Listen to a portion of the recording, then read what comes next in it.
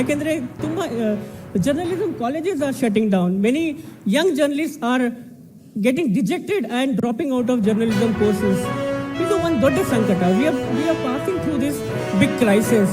But ಆದರೆ are we thinking enough about this crisis? Are we having enough solutions to deal with this crisis?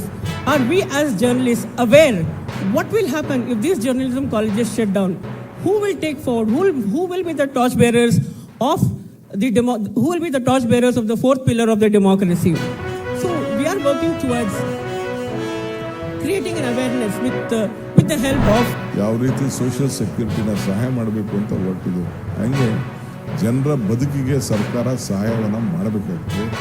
ನೀವು ಕೂಡ ಕರ್ನಾಟಕದ ಸ್ವಾಭಿಮಾನಕ್ಕೆ ಧಕ್ಕೆ ಬರೋ ರೀತಿಯಲ್ಲಿ ಇವತ್ತು ಬೆಂಗಳೂರು ಒಂದು ವಿಶೇಷವಾದಂಥ ಶಕ್ತಿ ಇವತ್ತು ಬೆಂಗಳೂರಿಗೆ ಕರ್ನಾಟಕ ರಾಜ್ಯಕ್ಕಿದೆ.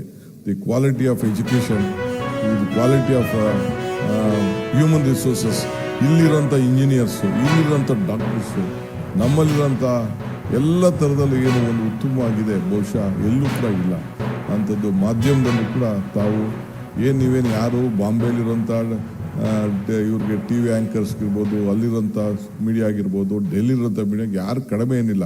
ಬಟ್ ಏನಪ್ಪ ಅಂದರೆ head quarters, financial capital, political head quarters ಕೆಲವೆಲ್ಲ ಬದುಕ್ತಾ ಇದ್ದಾರೆ.